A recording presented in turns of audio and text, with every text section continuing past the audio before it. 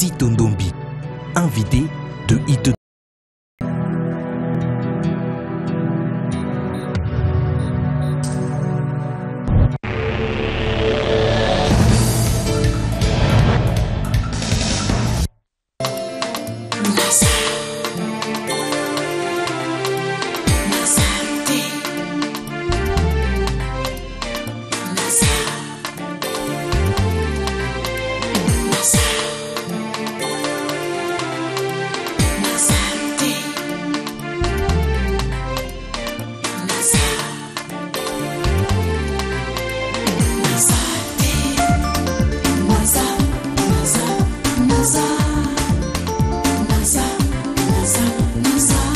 La femme joue un rôle incontournable dans la société en tant qu'opératrice dans la lutte contre la pauvreté. Cependant, elle fait face à beaucoup de difficultés. Elle est encore prisonnière de manque d'accès au crédit, de manque d'accès à la formation, de manque d'éducation de base même. Alors, comment y remédier?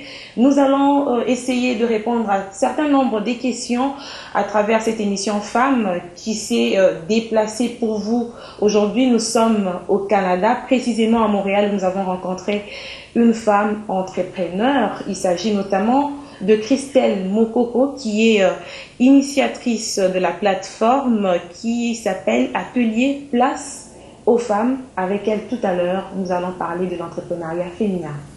Alors Christelle, bonjour. Bonjour. Bienvenue à notre émission Femmes qui aujourd'hui s'est déplacée, il faut le dire aux téléspectateurs, vers le Canada. On n'a pas de frontières. Là où les femmes sont actives, on y va pour vous rencontrer. Vous êtes très active dans ce secteur d'entrepreneuriat féminin. Mais j'aimerais déjà d'entrée des jeux que vous puissiez nous dire c'est quoi l'entrepreneuriat féminin pour vous. Parfait, bonjour, merci de nous accueillir sur votre plateforme. Donc en fait, nous, j'ai mis il y a 3 ans sur place en fait une plateforme qui s'appelle les ateliers Place aux femmes. Idéalement, je me suis dit, quand tu es assis en tant qu'individu, tout simplement, et que tu regardes à ces femmes d'affaires développées, qui fonctionnent dans ce monde-là, tu as l'impression que c'est un monde inaccessible, que c'est juste un monde des personnes sélectes qui peuvent se rendre, et tu te poses beaucoup de questions au niveau de savoir est-ce que je suis capable de devenir quelqu'un, est-ce que je suis capable d'aller chercher une autonomie, créer mon propre emploi, créer mes propres entrées d'argent. Et franchement, l'idée sur Place aux femmes, c'est faire de l'entrepreneuriat féminin un levier de transformation, de changement pour les communautés, une femme à la fois.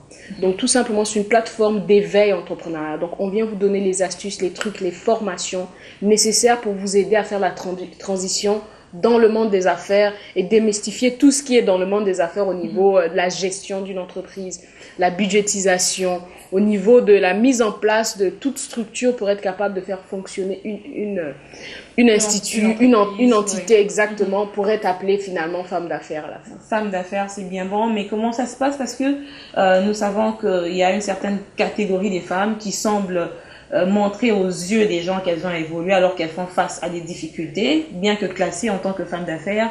Il y a celles-là qui sont considérées comme, entre guillemets, n'ayant rien, mais qui ont peut-être du potentiel, ne savent pas par où commencer. Qu'est-ce que vous faites avec ces deux catégories des femmes?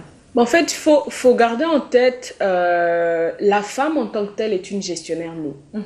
La femme, vous voyez, dans une entreprise, un directeur, un président d'entreprise, c'est celui qui porte plus ou moins toutes les casquettes au départ. Tout à fait. Il est gestionnaire, il s'occupe de la publicité de son entreprise, il s'occupe de réfléchir derrière l'entreprise, il s'occupe des entrées d'argent, il s'occupe du produit à la conception, donc il porte plusieurs chapeaux. Ça, c'est la définition même d'une femme. Une femme, elle est une mère. Elle est celle qui s'occupe de la cuisine. Elle est celle qui s'occupe Elle est multitâche. Elle est multitâche au départ et c'est ça la première qualité d'un gestionnaire. Et nous, l'idée, c'est qu'on croit qu'en chaque femme se trouve un gestionnaire qu'il faut tout simplement aller initier. Il faut aller attiser, faire naître. Donc, on va se dire, il y a celles-là qui sont des gestionnaires, mais il y a celles-là qui ont des idées, mais qui ne savent pas par où commencer. Tout à fait. Et nous, on s'intéresse à ceux-là qui n'ont aucune aptitude nécessairement dans l'entrepreneuriat, mais qui ont ce potentiel en eux. Parce que déjà, l'effet d'avoir une idée, nous sommes là pour être capable de t'aider à dire, écoute, voici comment ça fonctionne. C'est pas suffisant d'être capable de faire un pagne, mais voici comment tu peux faire d'une petite entreprise de pagne ou d'une personne qui coûte tout simplement comment tu peux emmener ça à être une entreprise? Parce que c'est le sérieux derrière le travail que tu fais qui fait qu'un entrepreneur dure ou n'est plus, ou qui reste, c'est la gestion et le sérieux que tu mets à ça. Alors, elles font face à beaucoup de difficultés. Je ne sais pas si c'est selon les réalités, parce que nous savons par exemple que dans nos pays, à nous en Afrique, l'accès au crédit, c'est un grand problème. Est-ce que ici, quelles sont les difficultés spécifiques que les femmes rencontrent pour leur promotion, puisque vous y êtes, vous les rencontrez, vous palpez du doigt ces réalités tous les jours? La première difficulté, ça je pense c'est universel, c'est au niveau du financement. En fait, tous les entrepreneurs, femmes, hommes, rencontrent leur première difficulté au niveau du financement. Parce que premièrement, tu as une idée, tu te lèves un matin, tu te dis mais je commence par où? Même ton idée pour la développer, il te faut des sous. Peu importe à quel niveau tu es de ton entreprise, il faut de l'argent. Et souvent, on a des idées sans argent. Donc la première difficulté, c'est les finances. Ça ne dépend pas des milieux. Ça ne dépend pas des milieux. Canada, aux États-Unis, en Afrique. Absolument, ça ne dépend pas des milieux. Ici, à Montréal, c'est la même situation. Quand nous faisons des ateliers sur le financement, c'est plein. Déjà là, tu es capable de définir qu'il y a un problème au niveau du financement. Nous avons été faire une saison de 14 jours en Martinique, dans la mangrove, dans les Antilles. C'était la même problématique. Les gens sont des artisans, les gens ont des capacités manuelles, les gens savent produire leurs produits. Donc ils ont des talents. Voilà, ils ont des talents. La dame peut te dire, je sais faire mes beignets, mais on ne voit pas un livre de recettes qui permet de dire c'est une entreprise établie. Une femme, par exemple, à Keene, qui fait des beignets au coin de la rue, elle peut se présenter normalement dans une institution bancaire, dire j'ai besoin de prêts peut-être pour agrandir, je ne vais pas m'arrêter au beignet, j'aimerais peut-être rajouter du pain, rajouter de la bouillie, une petite pâtisserie. Ouais. Mais pourquoi on ne va pas la prendre au sérieux? C'est parce qu'elle fait juste les beignets, elle n'a jamais même réfléchi que c'est une entreprise. Elle n'a pas ses ambitions, on peut le dire. Voilà, donc est-ce qu'elle sait comment tenir un livre? Parce ici on appelle ça livre comptable. Est-ce qu'elle sait tenir un livre? Est-ce qu'elle peut prouver à un banquier que moi je fais ces beignets-là depuis 3 ans, j'ai pu récolter en faisant ça près de 50 000 $ en 3 ans, et voici comment l'argent rentre. Si vous me prêtez 100 000, je peux vous rembourser 500 $ par mois. Donc, il faut commencer à mettre du sérieux dans les petites choses. Il faut mettre choses. le sérieux dans les petites choses. Il faut écrire chaque transaction monétaire, parce que le banquier là, il s'en fout de ce que tu crées, il s'en fout de ton talent manuel. Il regarde les chiffres. Ici, c'est pareil. Ici, si tu n'as pas un plan d'affaires, il n'y a personne qui t'écoute. Tout à fait. Donc, je vais vous dire, la difficulté principale qui est retrouvée partout, c'est financière. Est-ce que vous, en tant qu'actrice dans ce secteur, vous orientez les gens, par exemple, à avoir accès à des financements? Vous avez des liens avec ou des partenariats avec certaines banques qui puissent permettre aux femmes sur place de pouvoir réaliser leurs rêves? Nous, en fait, la manière dont on fonctionne ici, on se tient debout et garant pour ces personnes-là. Premièrement, on offre une formation de gestion. On offre une formation en entrepreneuriat. Donc, on vous explique. C'est pas suffisant d'avoir le talent et de connaître faire ceci. Voici une formation qu'on met sur place pour vous. Une formation qui va durer 3 mois. Vous allez à l'école.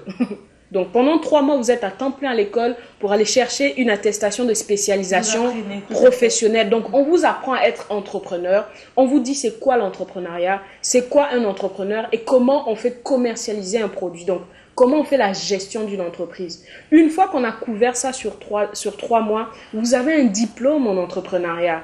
Donc, qui s'appelle une attestation. Oui. Voilà, exact. Donc, vous avez une attestation professionnelle, donc de spécialisation. Vous êtes capable de dire à un banquier, j'ai étudié moi comment on gère une gestion. Donc déjà là, c'est un plus de votre côté. Donc nous, on vous permet d'avoir ça. Et en plus, mensuellement, on continue à garder une certaine éducation. Donc on offre des ateliers, un suivi exactement. On offre des ateliers mensuels pour être capable de vous outiller dans la progression de votre entreprise. Donc une fois ça c'est fait, nous avons des acteurs, donc des structures qui existent ici au niveau du financement avec qui on va chercher des liens pour vous. Donc, on va rencontrer plusieurs instituts. Il y a des instituts ici juste pour femmes immigrantes qui donnent des sous. Que ce soit du crédit communautaire à un taux vraiment plus avantageux et flexible au niveau du paiement, qui regarde même pas votre crédit, votre historique de crédit, non, qui regarde juste que votre projet d'affaires est viable, que vous avez des aptitudes de gestion et qui vous donne des sous jusqu'à 50 000 $. Donc, il y a plusieurs structures qu'on va chercher pour vous, qui sont faits des fondations, des fonds, et d'autres qui sont même pas des prêts, qui sont carrément des fonds que le gouvernement donne. On va les chercher pour vous. Des fonds de démarrage. Il y en a plusieurs. Donc, on vous donne les informations, on va les chercher avec vous. On vous accompagne pour aller, en fait, chercher tous ces fonds-là pour être capable de se lancer. Mais on doit avant tout parler même de fonds, s'assurer que vous avez la formation. Parce que l'éducation fait la différence. On veut s'assurer que vous êtes formé, vous êtes outillé. Et oui, après, vous pouvez aller chercher l'argent. Parce que à quoi bon aller s'endetter auprès d'une banque et ne pas être capable de le payer parce que l'entreprise n'a pas de pérennité ni de viabilité. Problème, oui. Exactement. Parce que souvent, ce qu'on voit, les entreprises ne font pas 6 mois. L'intention est bonne, l'énergie du départ est bonne, la personne veut. Mais c'est pas juste l'énergie qui est suffisante. La persévérance est nécessaire. Et ça va pas toujours être vert. Il y aura beaucoup de rouge au début. Il y a beaucoup plus de dépenses. Tu vas te rendre compte, mais je pensais faire cette entreprise pour aller chercher des sous. Non, non, c'est toi qui donnes, c'est toi qui dépenses, c'est toi qui sors. Et finalement, à un moment donné, c'est payant. Donc, il faut connaître ça pour se dire, je ne suis pas surprise de ce qui m'arrive. Je m'y attendais, j'ai été formée à ce niveau-là et tu continues. Êtes-vous satisfait des résultats de ce que vous avez déjà eu à entreprendre ici, par exemple? Je vous dirais, au niveau de Montréal, on est très satisfait. La plateforme est en train de grandir, premièrement. Et surtout, c'est qu'on est en train d'attiser l'envie d'entreprendre chez les jeunes. Parce que notre mission, avant tout... Des jeunes femmes ou Des jeunes femmes. C'est surtout des jeunes femmes. Parce que, je vais vous dire, la naissance de Place aux femmes... C'est pas une discrimination de votre part? C'est pas vraiment une discrimination parce que je vous dirais, les hommes... Vous considérez que les hommes ont déjà évolué, c'est ça? Je considère pas qu'ils ont évolué, mais je considère plutôt qu'ils ont beaucoup de débrouillardisme dans le sens où beaucoup de choses sont ouvertes à eux. Il peut se lever un matin, il devient un sportif, il s'entraîne au maximum et puis ici c'est facile, il y a des projets qui te payent pour t'entraîner. Il peut se lever un matin, il va faire un truc dans une manufacture, il a cette force-là. Mais la femme, faut aller la chercher, faut aller attiser cela parce que souvent, et ce que j'allais vous dire, c'est que Place aux femmes est née du fait qu'on a fait une observation. On a constaté surtout les femmes immigrantes, celles qui viennent d'ailleurs, que ce soit du Congo, de n'importe où, de l'Afrique, qui immigrent ici. Arrivées ici, elles ont oublié pourquoi elles sont là. Elles ont du mal à s'intégrer. Elles ne se battent plus, elles ont du mal à s'intégrer, elles ne savent pas par où commencer, elles se sentent abandonnées au milieu d'un océan. Donc on a constaté déjà, il y avait ça, ce découragement-là. On a constaté qu'il y avait beaucoup de manque d'estime de soi. C'est-à-dire, elles ne croient pas en elles. Un manque de confiance. Elles manquent de confiance. Et elles sont... C'est-à-dire, l'accomplissement n'y est pas. La réalisation dans leur vie n'y est pas. Donc, elles ne savent pas à quoi s'accrocher. Donc, l'idée de Place aux femmes, en observant ça chez les jeunes femmes, même au Québec ici, les femmes ont beaucoup plus de difficultés que les hommes. La parité homme-femme n'y est pas encore là. Même ici, on dit pays développé, mais je vous dirais qu'on se bat encore pour la gouvernance des femmes. Non, non, non. C'est pas encore acquis comme on le dit. Oui, on en entend parler. Oui, il y a des manifestations, mais en réalité, il y a beaucoup de difficultés. Vous irez dans les entreprises, vous allez trouver plus d'hommes. Vous irez dans les gestions, au niveau des gestions, au niveau des présidents d'entreprise, c'est encore plus d'hommes. Et où sont les femmes? Mais c'est justement ce laxisme des femmes qui nous caractérise encore. Donc, on veut que les femmes se lèvent, qu'elles prennent leur place parce qu'elles sont bonnes. La plupart des entreprises ici qui sont fluorescentes, c'est les femmes qui sont présidentes. Et des fois, en un temps record, parce qu'on a cette qualité intérieure de gestionnaire. Donc, on s'est dit, pour essayer de parer à cette histoire d'estime de soi et tout... J'aimerais quand même te donner une anecdote. Oui. Parce que j'ai reçu une femme qui est responsable d'une banque à Kinshasa, une banque des femmes, Ladies First, et elle disait... en fait, je lui ai posé la question, je lui ai dit, en même temps, vous croyez aux femmes, et en même temps aussi, nous, on reproche aux femmes, il y a certains défauts. Elle a cet instinct féminin en elle. Quand elle a l'argent, il y a l'enfant qui est tombé malade, elle va te dire, j'ai pas pu supporter devant cette douleur. Elle sort même de son capital. Cet argent-là, c'est justement dû au manque de formation quelque part que vous êtes en train de vouloir effacer dans oui, parce que étant femme d'affaires, il y a une mentalité que vous devez adapter. Il y a une manière de réfléchir, un caractère qui doit se poser en vous. Je vous donne un exemple, une femme dont je regarde beaucoup ici, que j'aimerais qu'elle soit mon mentor. Je lisais un article dans le journal sur elle. Elle a été nommée pour devenir présidente au sein d'une très grande entreprise ici. Donc, Elle a carrément fait asseoir son fils de 12 ans. Il lui a dit, écoute mon chéri, tu devras apprendre maintenant à vivre des fois des soirées sans moi. Je vais travailler très tard. Je vais être très occupée. Il y a des week-ends peut-être que je ne serai même pas là. Je vais devoir beaucoup voyager. Mais il ne faut pas que tu t'en fasses pour ça. Je m'assurerai que tu auras toujours une bonne vie. Donc ce sont des sacrifices qu'on va faire tous les deux. Vous voyez la mentalité, c'est qu'il y a d'autres personnes qui vont refuser l'emploi parce qu'ils vont se dire, mais non, j'ai plus de temps avec mes enfants, ma famille. Oui. Non, il faut savoir faire des choix. C'est un choix qu'elle a fait d'équilibre aujourd'hui. Elle sait que son fils va plus le voir autant, mais écoutez, à un moment donné, ça va être payant pour les deux. Parce que quand elle va prendre sa retraite, elle pourra passer tout son temps avec son fils. Certainement, elle a calculé ça. Certainement, dans l'année, elle prend peut-être 1 mois de vacances. Elle peut se le permettre puisqu'elle travaille fort. Donc, un mois de vacances, tu vas avec ton fils, tu fais le tour du monde. L'enfant se dit, maman travaille fort et je comprends. Un peu de temps Donc, avec elle. il faut développer ce caractère décisionnel-là, de savoir faire les bons choix. Et surtout en affaires, il n'y a pas de place à l'émotion. On ne peut pas être émotionnel parce qu'on ne pourra pas prendre des bonnes décisions. Tu as une entreprise... Alors qu'on est proche des femmes d'être émotionnelles. Tu as une entreprise et tu as embauché les gens de ta famille, mais ils ne font pas avancer l'entreprise. Il faut les congédier. Mais si tu es émotionnel, tu ne peux pas faire ça. Et c'est très important d'être formé. Mais bien sûr, tu deviens impuissant. Tu te dis, mais je fais quoi? Comment je m'en sors? Je ne veux pas être blessé. Je ne veux pas perdre la famille. Non, en affaires, il y a des barèmes, il y a des balises, il faut les suivre. Il y a une attitude, mais ça s'apprend. Comme nous, on a un slogan, c'est qu'il faut apprendre pour entreprendre. C'est le slogan au sein de Place aux Femmes. Donc, apprendre pour entreprendre. On croit que l'éducation entrepreneuriale peut permettre aux gens de se développer au niveau de s'entreprendre eux-mêmes. Tout à fait. Donc, du coup, ce côté émotionnel, tu peux le faire à la maison. Mais quand tu es au niveau de ton travail, tu ne peux pas être émotionnel, tu vas beaucoup plus perdre que gagner. Christelle Moukoko, vous avez des bases en Afrique, puisque il faut, entre nous, qu'on se le dise, vous êtes originaire du Congo. Est-ce que vous avez des ambitions pour l'Afrique? Ici, les choses évoluent bien, ça avance, mais dans votre pays, il faudrait aussi qu'il y ait votre touche pour que l'ensemble de votre apport, par rapport à vos ambitions, par rapport à votre connaissance, par rapport à ce que vous pensez réellement de la femme.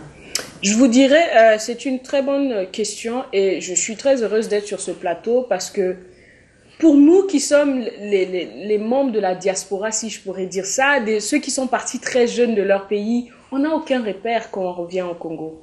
On n'a même pas d'amis d'enfance. Est-ce qu'on se souvient de... Peut-être pas. Moi qui ai une mémoire complètement effacée, j'ai quitté à 12 ans, j'ai aucune idée qui est mon voisin. Franchement, quand j'arrive, tout le monde est un inconnu. Tout a changé. Oui. Donc déjà là, je vous dirais, entre parenthèses, c'est difficile de revenir tout simplement comme ça. Mais il faut savoir que beaucoup de gens ici, on a à cœur notre pays. On sait que ici, les autoroutes sont faites. Il y a des voitures, les constructions sont là, l'infrastructure est là, le minimum est garanti. Mais chez nous, c'est là où il faut aller bâtir encore, c'est là où il faut aller travailler. L'idée en fait, c'est, oui, on aimerait 2015 être capable de venir au Congo, mais il nous faut une base, une plateforme où on peut se dire, on revient à tel endroit, on va faire ceci pour notre population. Ce qui est clair, il faut des repères. Tout est au niveau des repères. Et c'est clair que nous allons venir. Place aux Femmes va venir au Congo. Nous avons comme idée, en fait, de lancer à Brazzaville, à Kinshasa. Et j'ai même des contacts qui seraient intéressés pour le Gabon, vous voyez déjà. Oui. Donc oui, on pense que... Ça sera un réseau finalement. Ça sera un réseau qu'on veut créer, exactement. Absolument. Et on va l'adopter. Donc, on va l'adapter plutôt aux réalités du Congo. C'est-à-dire, on va rendre toutes ces... Parce que souvent, les petits commerces sont dénigrés. Hein. Des petites choses, des fois, on ne voit pas la valeur. Ce petit jeune homme qui marche dans la rue et qui vend des petites ceintures. C'est une entreprise. Ici, c'est une entreprise. Il est reconnu comme travailleur autonome. Il paye les taxes. Même si c'est un petit truc qu'il vend. Ce petit truc-là peut toujours devenir grand parce qu'on commence toujours petit. Oui. Donc, on a l'intention d'adapter notre langage aux réalités du pays. Surtout à Kinshasa, où on pense que le potentiel est là. Oui. Il y a beaucoup de jeunes talentueux, énormément. Les femmes n'en parlent pas. Mais on veut encore leur donner plus de place, leur donner ce courage, les encadrer. Et pourquoi pas créer des formations où d'autres peuvent venir se former ici, retourner, parce que c'est notre pays qui a besoin de ça. Donc oui, on va être au Congo, En 2015, c'est avec plaisir et oui, on viendra faire le tour. Christelle, qui est derrière vous? Parce que quand vous parlez de formation, vous parlez d'accès au crédit, vous avez beaucoup d'ambition. D'où vous provient les financements, par exemple? Ou il n'y a pas que le financement, il y a aussi l'aspect moral qui compte, hein. Il y a un aspect moral où on doit tirer sa force quelque part pour entreprendre quelque chose. C'est quoi votre secret? Je vais vous dire, mon premier secret, là, c'est Dieu. Oui, aussi simple. Ça, c'est le premier secret de ma vie personnelle d'abord. Parce qu'en tant que personne, il faut quand même avoir à quoi s'accrocher. Ça, c'est à part, c'est dans ma vie personnelle. Au niveau professionnel, au niveau de la formation, je vous dirais que, par exemple, toute la pédagogie, nous, ici, on n'invente pas cette pédagogie qu'on apprend aux gens.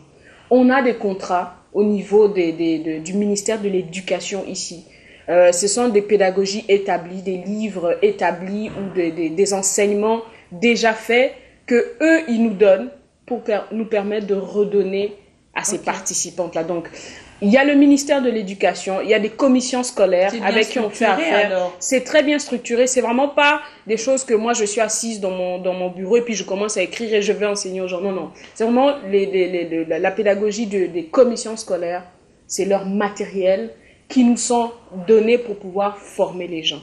Donc, c'est ce qu'on utilise. Au niveau financier, nous, on est une entreprise en tant que telle. On est une entreprise. Donc, la commission scolaire, c'est notre fournisseur, c'est notre client. Donc, avec leur appui, leurs objectifs de rejoindre le maximum de personnes au niveau de l'éducation, donc d'aller éduquer le plus de personnes, nous, on se fait le mandat de les aider à réaliser cela. Donc, on est payé pour pouvoir éduquer les gens. C'est aussi simple que ça.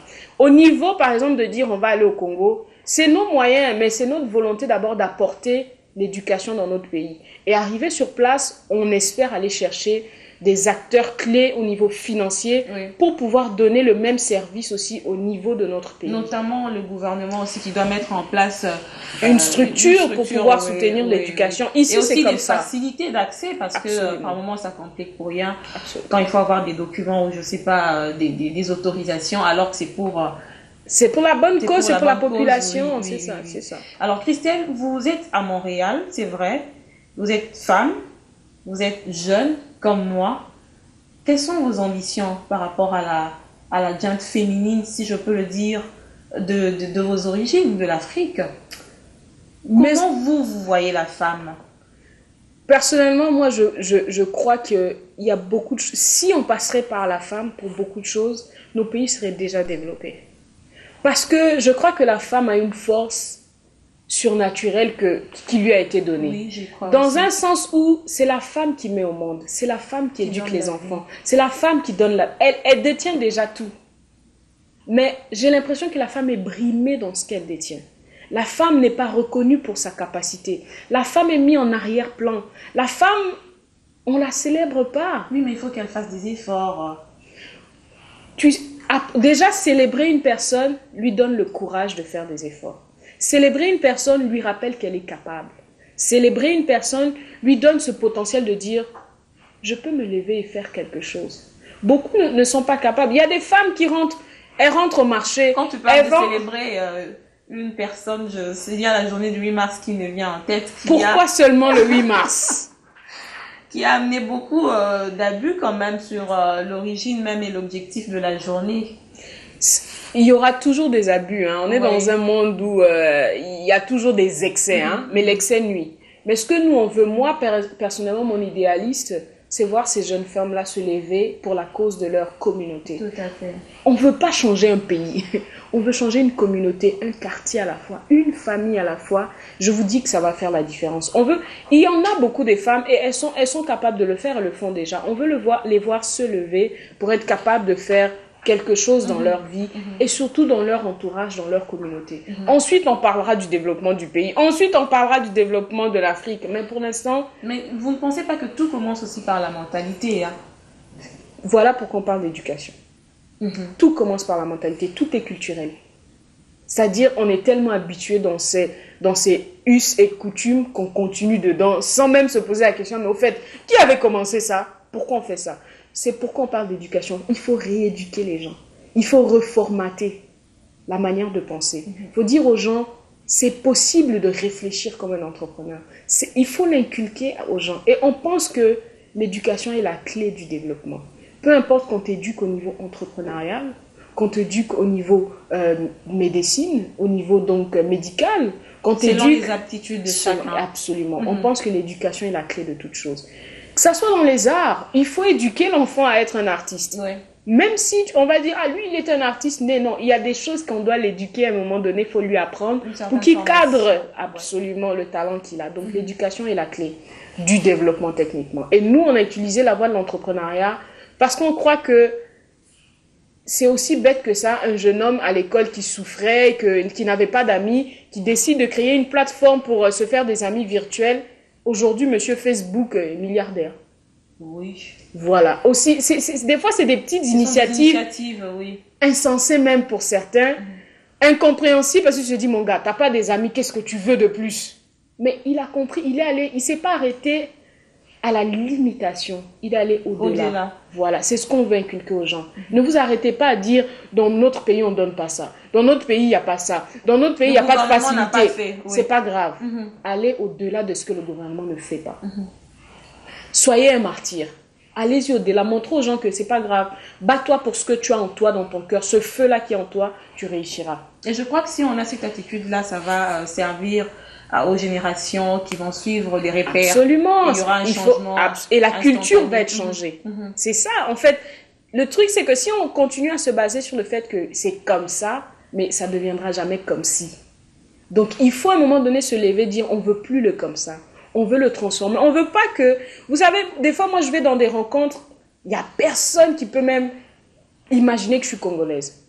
Et une fois que je dis que je suis congolaise, on me dit, mais non, au Congo, il y a aussi des entrepreneurs. Je dis, mais vous êtes sérieux? En plus, femme. Non, mais oui. C'est toujours la phrase que j'ai, mais au Congo, il y a aussi. Je demande, au Congo, vous pensez qu'il y a quoi? Ben, la musique. Non. Dieu nous a donné la musique, c'est bon, on a compris. Mais il y a aussi des talents. On détient la musique, c'est correct. Mais au-delà de la musique, il y a des gens respectueux, il y a des gens intelligents. Écoute, il y a des savants au Congo. Il y a des gens qui raisonnent, qui réfléchissent. Il y a des entrepreneurs. Donc, il y a un peu de tout. Forcément leur intelligence au profit. Et qui ne mettent pas assez leur intelligence au profit. Qui ne sont pas mis en avant autant. Tout ce qui est mis à l'avant, c'est la musique, mais il n'y a pas que la musique au Congo. La musique ne nourrit même pas le Congo en ce moment-ci. Si même cette musique pouvait nous nourrir, on dirait qu'on se contente de ça. On ne peut plus se contenter de s'arrêter qu'à la musique qu'offre le Congo. On doit aller au-delà. Le Congo a des jeunes gens, des jeunes femmes, des jeunes hommes capables de changer le pays avec leur intelligence, avec leurs dons, avec leur invention, et je pense que ça va venir. Vous êtes très optimiste, je pense que c'est sur cette lancée-là que nous allons tout à l'heure clôturer l'émission, mais j'aimerais quand même en quelques mots que vous puissiez nous parler de vos perspectives pour l'année 2015. Année 2015, ici, au niveau de Montréal, nous allons travailler sur une cohorte, donc la prochaine cohorte qu'on commence en janvier, on va former à peu près 25 femmes. Donc, on va faire avec eux le processus d'apprendre pour entreprendre. On a l'intention de former ici à peu près 3 cohortes à Montréal, mais commencer une cohorte quand même au Congo. On va commencer au niveau de Brazzaville parce que là-bas, la plateforme, on a déjà trouvé le lieu lancé, donc ça va être plus facile. Et on a déjà trouvé des partenaires clés au niveau financier et au niveau de l'accueil, la structure, donc c'est correct. Et on espère maintenant aller établir ce même lien-là au niveau de Kinshasa, probablement à mi-cours de l'année. Et ensuite, on espère que peut-être d'ici la fin de l'année, être capable de dire on est en train de lancer notre première plateforme, notre premier atelier à Kinshasa. Très optimiste que vous êtes. Merci Christelle Mokoko d'avoir répondu à notre invitation. Nous avons tourné cette émission à partir de Montréal, chers téléspectateurs, pour vous dire que l'émission Femmes n'a pas de frontières. Vous avez suivi, la femme a un apport incontournable dans la lutte contre la pauvreté. Elle a un apport incontournable pour le développement de nos sociétés. Alors, il faut juste y croire et l'encadrer pour que l'on puisse réellement exploiter ses talents. Merci de votre fidélité. Je vous retrouve très bientôt pour un autre numéro Femmes.